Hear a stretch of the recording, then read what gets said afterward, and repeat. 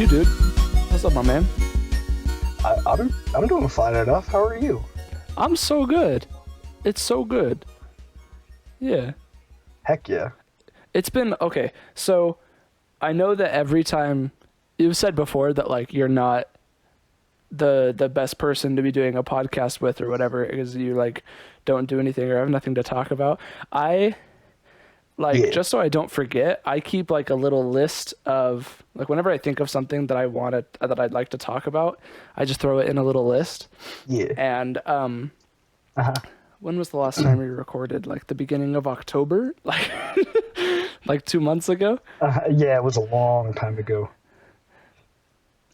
Since then, I have 1, 2, 3, 4, 5, 6, 7, 8, 9, 10, 11, 12, 13, 14, 15, 16, 17, 18, 19, 20, 21.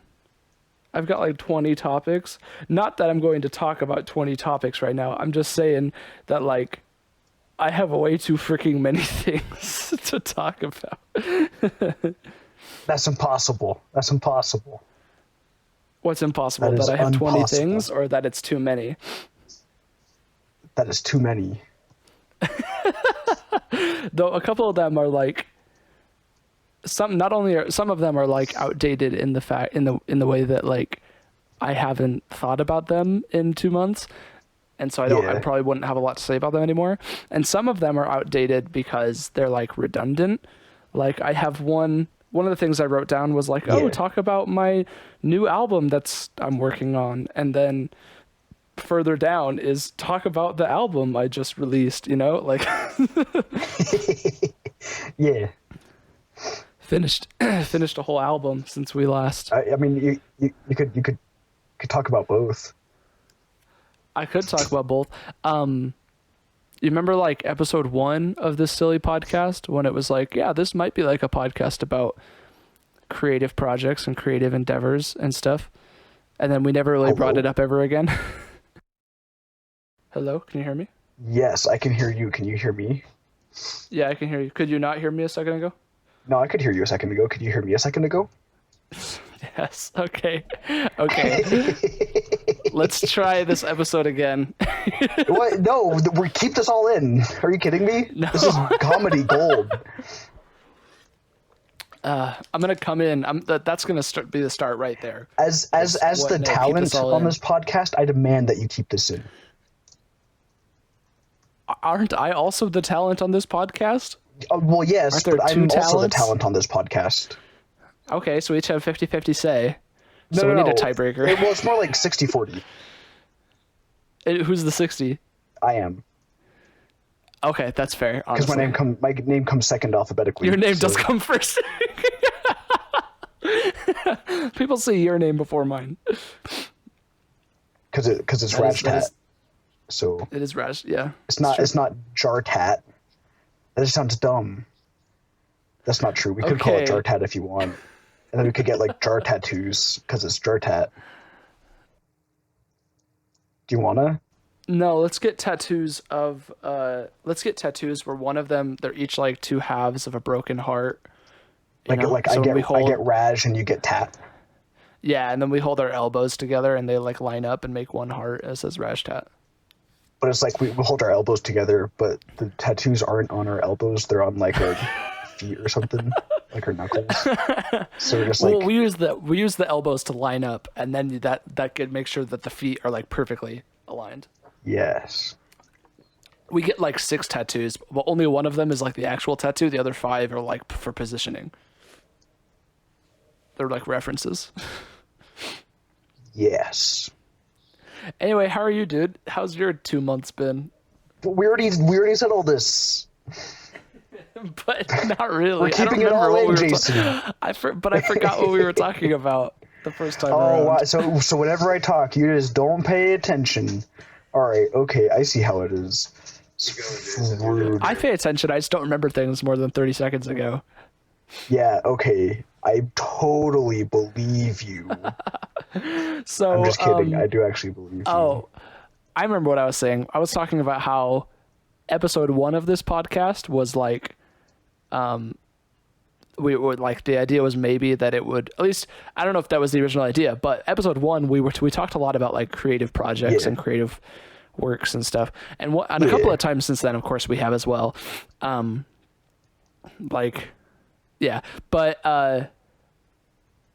we haven't really talked about creative stuff very much, and I'd love to talk about maybe you my haven't. album.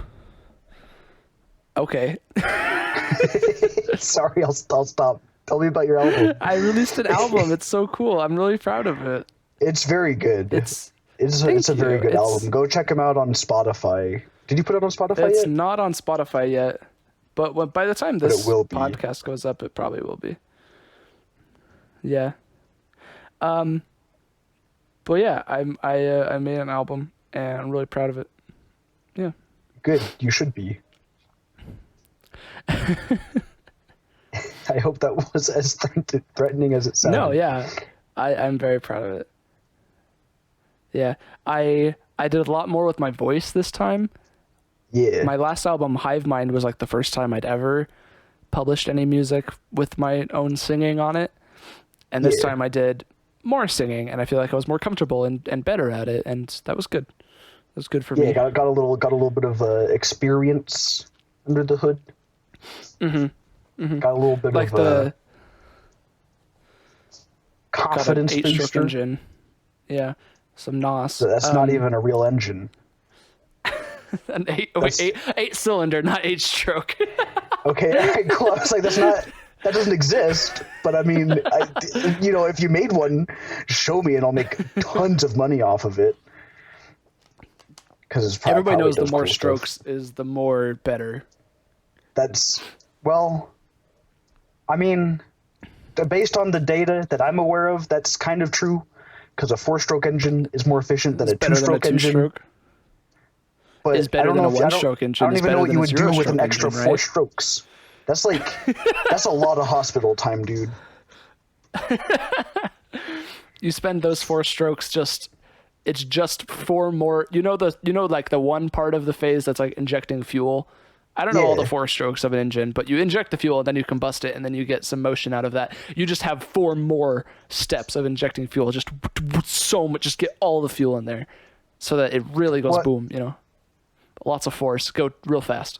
All right. Do we want to have a legit engine lesson on Rajpat Sure. right now? Yeah. Okay. All right. So 4-stroke engines. That's basically all the car engines because they're pretty epic. First step is intake. You have to intake air. Second step is you have to exhaust. No, that's not the second step. Second step is to inject fuel. Yeah. You would do that after you. Anyways. Second step is to inject fuel under high pressure. Third step is the high pressure fuel gets ignited by either a spark or the fact that it's under so much pressure. Depends on like if it's gas, it's a spark. If it's diesel, it's pressure. Fourth step. Really? Yes. Diesel, you just squeeze it really hard and it explodes. That's cool. Yeah, basically, do you know what engine knocking is? I know it's not good, right? Yes. So what that is that's the fuel auto-igniting before the spark plug ignites it. So it messes up all the timings and stuff. And that happens when you inject too much fuel at too high a pressure. And so it auto-ignites, and that causes engine knocking. But a diesel engine is basically engine knocking on purpose, and that's how it runs. That's cool. That's honestly really cool. So anyways, and then the fourth one is the power stroke, which is where it explodes and it goes down, and then it comes back up and it exhausts. And it's just that over and over. So like I honestly couldn't tell you what you would do with an extra 4 strokes. More fuel. More fuel. There's only so much fuel you can put in there. Yeah, you can put more. But I'm sure we're not reaching your our car max would become a capacity bomb, Jason. And now nobody can listen to this in a very fast bomb. No, that's called a missile, Jason. Anyway, so I wrote an album, and all that to say that Jason wrote a very good album.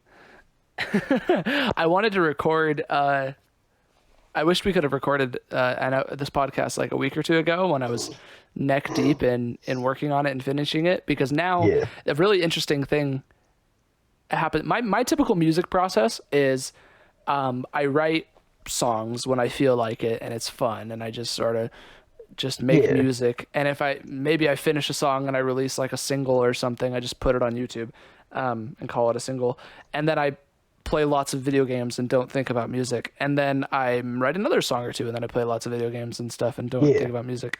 And eventually I have a large enough body of unpublished work, either finished or close to being finished, or maybe not even close to being finished at all, that I feel like I could like, I get the spark of inspiration for like an album concept, and I commission art from my friend Ben. Last 3 albums he's done the art for. Where and does then he live? He's living in Idaho right now. He's living, I think he's living in Meridian with his family. Shoot, you just got doxxed, Ben. Get wrecked. No, I didn't mean it. Ben, I'm sorry. That's it. I'm gonna bleep out the. Actually, no, I'm not gonna bleep out the location. I'm gonna say like just a different location. I'm gonna say Havana. something crazy like Meridian, Idaho. You know, I'm gonna replace Havana, I'm Cuba. gonna replace what I said with Meridian, Idaho. Okay. So anyway, but Jason, that's the exact place that you said where that he actually is. Yeah, way to stick with the the con, dude. Good job. No, Jason, that's actually what you said. That's where Ben lives, and you can find him there right now. Wink, wink. No winks. That's just the truth. I actually don't know if he's still there. Anyway, yeah, I think he is. Anyway, so at a certain point, when I get really excited, I get like my album concept, I get really excited about it, and then I start working maniacally on it and doing almost nothing else for a month or a couple of weeks. And I often, the last 3 albums, all the albums I've written since coming up from my mission, I've set a deadline for myself. Like I've decided on a release date, which here's something like this podcast that pretends to be a podcast about the creative process. Here's a tip: set deadlines for yourself. Like I find it to be super duper helpful for me, because it's super motivating. Like, Hannah, my wife, get this album out by Pi Day 2024 or whatever. Regardless of what state it's in, I'm going to publish it. You know, like, and back in like October, I started telling people like, I'm going to release an album in December. And then there was a time in like November when I was like, I don't know if it's going to be ready. I don't know if I'm going to be happy with it. And my wife reminded me like, you've told people it's coming out in December. And I'm like, you're totally right. Thanks for keeping me accountable. And I feel like that was really helpful for me, because it was just another scoop of motivation to work on it, because with any creative thing, it's fun and you get inspired and it's fun, but at a certain point it becomes work and you just have to force yourself to do it to finish it. And yeah, but the couple of weeks, the like week or two before the release of an album is like one of my favorite times ever creatively, because I'm working so hard, so much, and just finishing songs left and right, because I usually procrastinate them, because like I'll all the time I'll have songs that take me months to finish or like a year to finish, because I'll just like work on it. I'll get super inspired. I'll work on it a bunch, and then I'll get stuck, and I'm like, okay, cool. What goes here? What's the second verse? I don't know. And then I just like, won't touch it for a long time. And then this weird thing happens where like I leave it for so long that I just get used to the way it sounds. Right. And so I just get used to the fact that it ends spontaneously after the chorus and there's no second verse, and so it like solidifies in my mind, and I feel like that makes it even harder to work on, to like try to extend. 100%. You know, you just get used to it being unfinished, and you've heard it so many times that way. And then so those like last 2 weeks when I'm like I've got all this pressure on myself, that's when I finally break through some of those.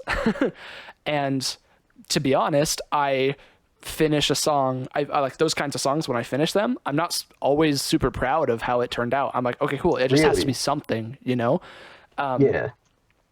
And but an interesting thing happens where with those kinds of songs where it's like, okay, cool, I just need to finish this. Let me just vomit out something, polish it a little bit, call it good, it's done, don't touch it anymore. Yeah. In a month, even longer, as time goes on and I listen to my album, I will I like those songs, you know? Really, there are the songs ones that that when you I were release like, them, I don't I'm like the not way this proud sounds of. now, but then it grows on you. Yeah, exactly. And it's really interesting. Like, I feel like this has happened with a lot of my music where I always have in like each of my albums, I have a song.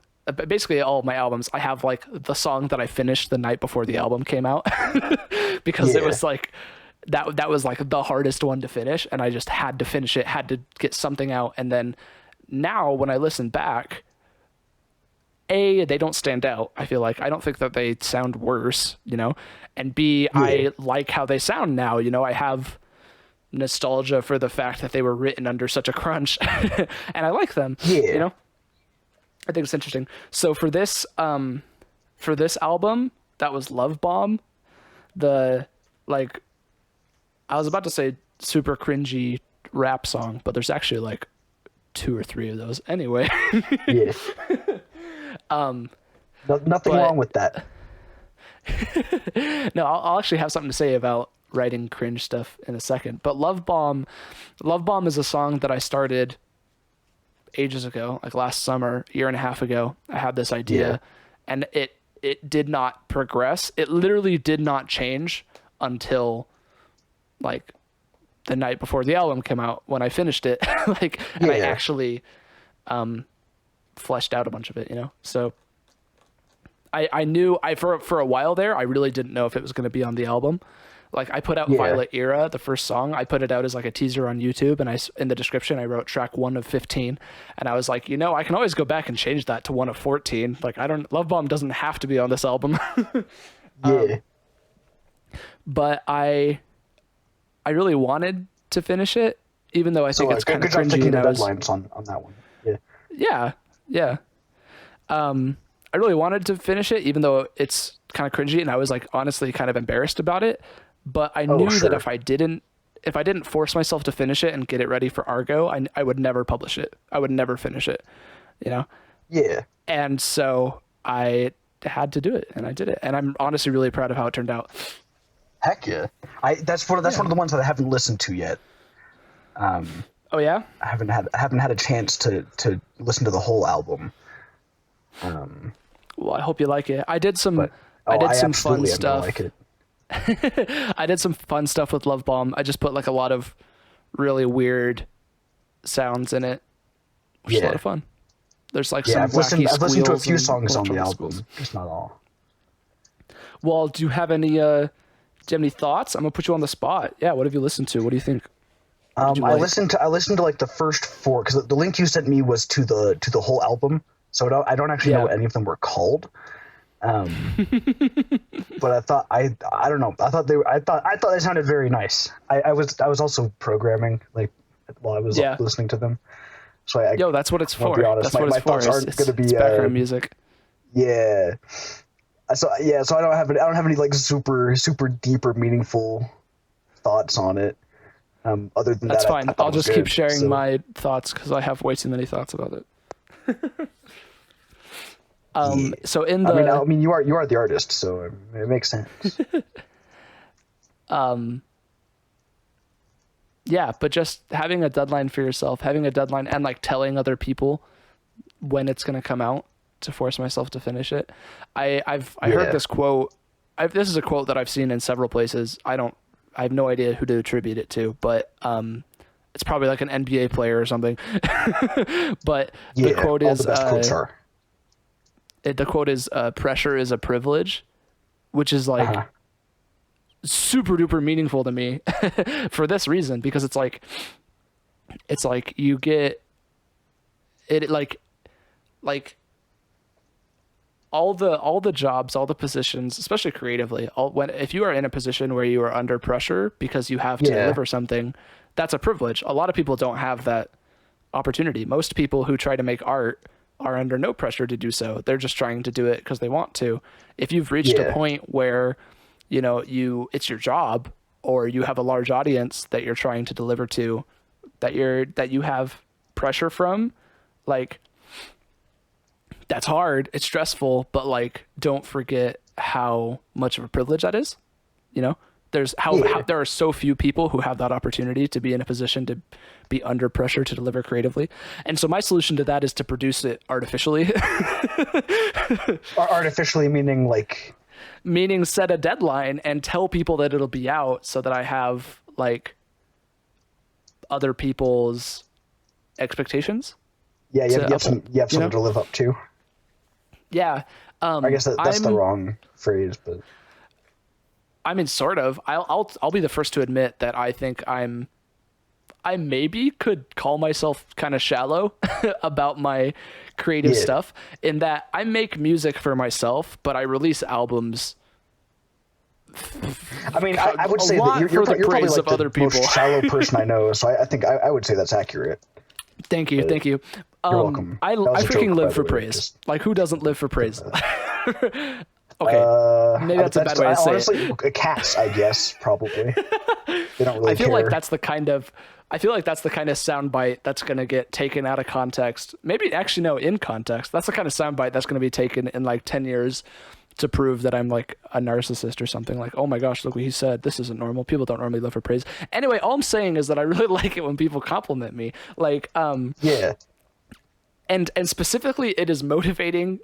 That is motivating for me creatively. Like, Sure. a year or two ago, I got into I was introduced by a friend into an original character tournament, which I don't know if I've talked about on here before. Have I told you about that?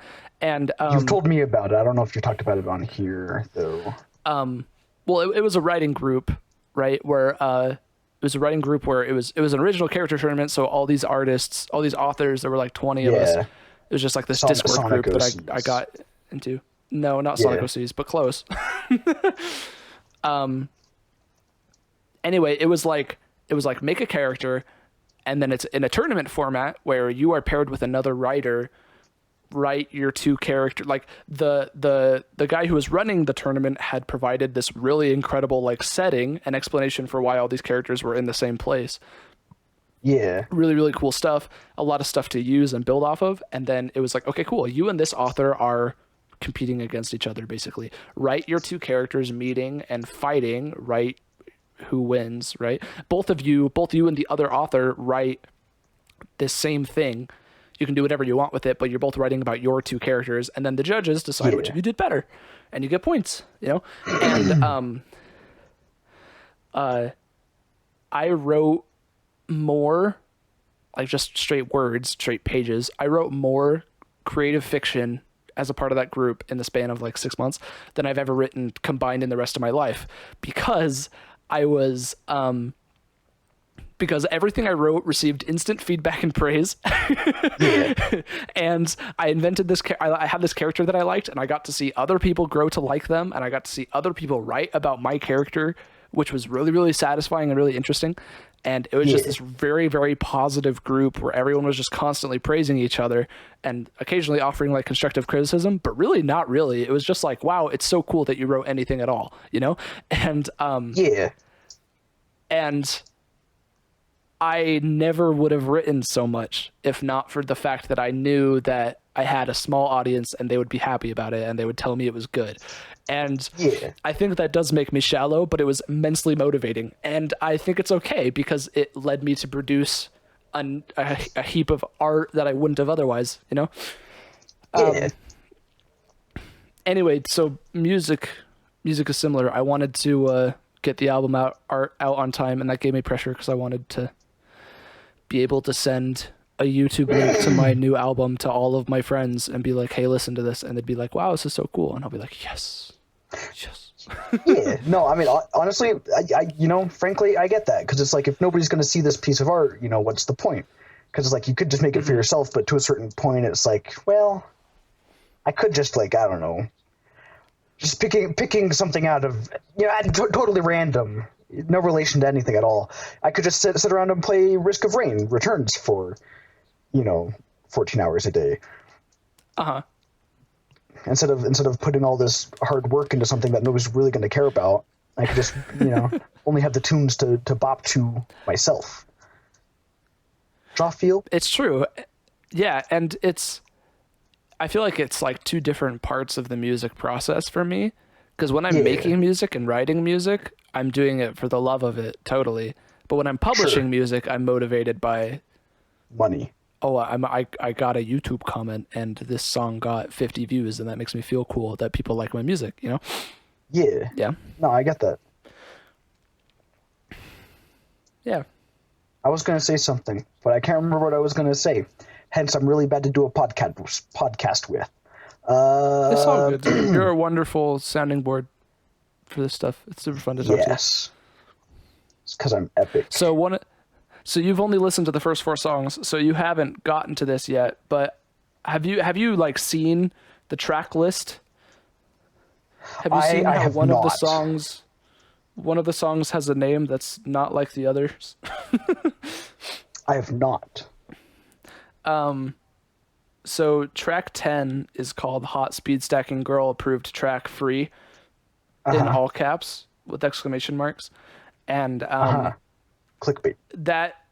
That was the song when I mentioned earlier, like writing cringe music, this was the song I was talking about. Yeah. Because since I wrote this album off and on over the last year and a half since finishing my last album, sure. I had plenty of times, I don't know how much I could say I collectively like worked on the album, probably only a few months in those 18 months, if you like counted it all out. But there were multiple, because it was so long, there were multiple times in there where there was like writer's block, where I wanted to make music and then just felt stuck and couldn't. And this is something we've talked about on the podcast before, but that's like allowing yourself to make something that's bad or cringe just for fun. And a Hot Speed Stacking Girl Approved Track was that for me on this album, because when I wrote, like, when you hear it, I fear for when you will hear it, because the lyrics are ridiculous. It's some of the most ridiculous stuff I've ever heard. It's very cringy. Like, the first word is wife. Okay. Is it like gamer girl bathwater ridiculous, or it's like gamer girl bath ridiculous? I would say it's comparable. Yeah. Oh, free. Yeah, it's very cringy. I call myself J-Dog in the first stanza. It's pretty bad. Yeah. It's pretty bad, Heck dude. yeah. That's a restaurant. But like, hot dang, did it blast me through the creative rut that I was in at the time, right? Because I was like, okay, you know what? I have this stupid idea for a song, and so I'm going to make it as stupid as possible. And the end result, I'm extraordinarily proud of. I think it's a really good song, actually. Just the lyrics are like ridiculous, like stupid. I can't believe I sang them, and I've allowed other people that I know to listen to them. Yeah, that was those were in your voice. You said this. It's not a coincidence. It's also just like the style of the song, because it's a more like hardcore, hyper pop ish is like the effect I was going for. But it's also not a coincidence that this is a song that I like really heavily filtered my voice on, because I didn't want to hear myself saying these words. You didn't want to hear yourself singing about gamer girl bathwater? Nope. And Frankly, then that's a good choice. So yeah, like I think there's a ton of power in turning off your inner critic and allowing yourself to make something cringe and bad, and pour your heart and soul into it, because it's a great way to get through creative ruts, I could probably learn me a thing about that. Yeah, make art that nobody ever has to see. Have your secret sinful notebook of of bad portraits. Of bad portraits, exactly. Yeah. Bad stuff. It's like, even better, have a secret DeviantArt account of all Sonic OCs. That would be my secret art stash. For real, like, it's about making art, not finishing or publishing stuff, because it's like, and everything you make will make you better, so make a bunch of bad stuff and then burn the notebook and move on, like. Yeah. and like that's not to say that like if you make like Sonic OCs, that's like bad art. You're just a bad person, and there's a big difference between I'm joking. Is that too far? Are people going to give up on their artistic dreams now that I've said that? No, make all the Sonic OCs you want if that's your thing, and you'll become. I guarantee that somewhere out there, there's some like. I guarantee somewhere out there, there's some like web comic or fan fiction or something about Sonic OCs that would like literally make you cry. Like I guarantee that exists. There's always high quality stuff hidden in if you look hard enough. Hidden there's in dedicated trash. artists. There's dedicated artists making incredible art in every space. Yeah, well, I don't know. This is a bad example because a lot of it is like actually pretty good. But like the Undertale multiverse. Oh my gosh! Yeah, holy smokes! Where it's just like an infinity of content that shouldn't exist but does anyways. And a lot of and on top of that, a lot of those are like, okay, cool. We made up an AU, and now here's fan art of the characters drawn in a different way. But then there's like that one web comic that I don't remember the name of. That's like it's like a combination of a couple different Undertale AUs, and it's like thousands and thousands of pages. It's like this humongous work of art. Have you heard of this thing? Yeah. Eye Patch Sniper Wolf. Yeah, Eye Patch Wolf talked about it. That's how I know about it. Yes, he mentioned it. Not Sniper Wolf. I apologize. Yeah, where it's like, okay, cool. You made this incredible, extraordinarily long work of art for a niche of a niche of a niche fandom, of a niche of a niche. Like how much preliminary knowledge you have to know to even understand this. Yeah, for real. Of each of these AUs. There's probably maybe like 200 people that could fully understand and explain everything in that. I bet it's actually a lot more than that. You think? Undertale is astronomically large. More than 200? Undertale's like, I bet it's a couple thousand. Really? You know what? You might be right. I don't have a good handle on detail. At least like if we're talking like 5 years ago, absolutely, because we are like 7 years on from Undertale at this point. No, we're not. We're true. Like 8 years on. Undertale was still a very good game though. 2016 or 2014 or something. Yeah, really good game. It's good enough that when my girlfriend played it, she cried. So that was a great story. it still has that emotional kick to it. Yeah. If you need that emotional. For those who are wondering, she accidentally killed Toriel. Yes. and it damaged her. It damaged her emotionally in a very real way. It's a good game. Oh yeah. It's been a long time since I've played it. Yeah, no, she was messed up for the rest of the night. Oh, wow. Anyway, yeah. It's like when you listen to Mr. Roboto for the first time. Your brain explodes. As in Domo Arigato? Yes. Arigato. Or whatever. That was terrible. Domo Arigato, Japanese. Mr. Roboto. Domo Arigato, Mr. Roboto. That one. Another... On the subject of like cringe stuff and forcing yourself out of your comfort zone. Yeah. Ugh, I just burped like 3 times. Heck Gross. yeah. Why didn't you do it on mic? If you listened to 4 songs, like you said, then you might have heard Fish Eyes, which is the 4th song. Which is that the one that sounds like OK Baroque? I don't think so at all. I could be totally off. I don't know. It's vocal and it's a bunch of fish puns, and it opens with like a flamenco guitar. No, I and then a bunch of weird percussion sounds. I do not believe I heard that. Anyway, yeah, singing that song also like required me to get out of my comfort zone. Yeah, because I had to put a lot into it and make like goblin noises and stuff. It was a lot of fun. Yeah. But yeah. Anyway, I'm proud of myself for some of these songs. Good album overall, I think.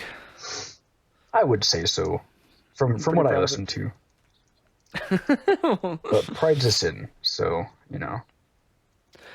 Did you? So you mentioned OK Baroque. So you know Hivemind. You know drone.exe, Yes. which is like, it's an okay song. There's another .exe song on this album. So Really? there's a spiritual successor, I guess. It's called jackal.exe. Yeah. It's like one of the last songs. Is it good? I really like it. I'm way more proud of jackal.exe than drone.exe, that's for sure. Heck yeah. Yeah, so I guess I have to. I've over the years I've like established sort of what a Jason Rollins album looks like, which Sure. is a bunch of techno nonsense, like one trance song, two or Yeah. three piano solos, one Sure. rap, and now a song with .exe in the name. Yeah, that's the new meta. That's the new meta for Jason Kevin Rollins. That is indeed my middle name. Wait, is it really? For all you know. Because I Don't dox me, definitely dude. guessed. I definitely guessed. Yeah. As far as, since we've talked about the album, as far as what's next, Yeah. which nobody asked, but I want to talk about, I am finally like back in the mood to work on the Psycholonials video essay that I brought up like 8 episodes ago. Yeah. So that's my next thing I want to finish. It's a big video Heck essay. yeah. I say go Psychologials. for it. Because I'll watch it. Thanks, dude. There's like Yeah. 5 different things I'd love to make video essays on, but this Psycholonials video essay, I already have like 40 pages of script written, so I should probably finish this one first before 40 starting something from pages? scratch. That's a lot Yeah, of scriptage. I've got a lot of script. I don't know like what my reading speed is, so I have no idea how long the video will be, but Yeah. I expect the final script could easily be like 60 or 70 pages by the time Is I'm it done. 12-point font double 'Cause of- spaced? It's 11-point font single space. Oh, freak. That's a lot of words. It's 30,000 words. What's like the average? That's gonna take you a fat minute. At like 300 words a minute? That's a long minute. Average reading speed by age and grade level. I'm basically a 12th grader, right? Yeah, I totally expect it Give to or be like a take. 3-hour video essay or something. Yeah. But Well, good. as we've talked about in the past, I'm confident the video will do better and more people will click on it and watch it if they see that it's 3 hours long. Oh, 100%. They'll be like, oh, shoot. Is this a successor to H Bomber Guy? Though speaking of successor to H Bomber Guy, I've put a lot of thought, and I still don't know, I put a lot of thought into like a title and a thumbnail for this video because it's very important, and I have no idea Right. what it's going to be because I really want to like, also based on like average reading speed, yeah, it's at like 2 hours right now, hour and a Yeah. half. So the final Yeah, thing might be yeah. like 2 hours long. Anyway, I really want to just be upfront and be like a summary and analysis of Psycholonials. Oh, But come then on. nobody will Don't click make on it sound that. like you're submitting it to like the Nature Journal or something. But nobody will click on that. But I want to just be like, it's a summary and an analysis because that's Okay, what but it is. you can also say something that's a little more exciting while still being honest. Call it socialist clown propaganda ? Psycholonials. Well, okay, that's less honest. No, that's But you know- do you know you know what what I Psycholonials is about? Oh, is it socialist clown propaganda? Have I told you anything about Psycholonials? You have, but I thought the point was like it was making fun of socialist clowns. Oh, it's so many levels of irony deep that you can't tell is the problem. Okay, okay, literally- I get you. there are hundreds of words, and by the end of this script, there will probably be thousands of words of me trying my best to figure out what the Psycholonials says about Andrew Hussey's beliefs, because it's so hard to tell whether he is supporting Pro or or making fun of against. socialist clown movements. My guess is pro. My guess is honestly also pro. Like, I was joking, but now I'm not so sure. I'm pretty sure he's kind of pro. Yeah. He's like, yes, let the socialist clown takeover begin. The whole comic, the whole visual novel is so anti-government and anti-police and so left-wing that I feel like it has to be. Like, yes, he's pushing it to the extreme in that it's clowns. For those of you listening who are extraordinarily confused, just wait 6 or 7 months for my 3-hour Psycholonials video essay to come out, and it'll make perfect sense. Okay. Yeah. Can I change the topic really fast? And do something that we usually don't do, and talk about the game I'm playing really fast? Sure, yeah. Is that cool? Do I have your permission? Yeah, do it. Papa? I mean, typically, yeah, we pretend like it's a mystery. No, well, because this is so weird, and I don't know where it came from, or why it's happening, or if anybody else except for me is even gonna see it. Like, I don't. It's showing up on the recording. For whatever reason, for like the last 2 days, I'm playing Risk of Rain Returns right now. I've been getting like these bizarre graphical glitches, where like certain parts of certain animations and sprites just don't show up. Like the Wandering Vagrant, no tentacles. It's just the jelly head. What the freak?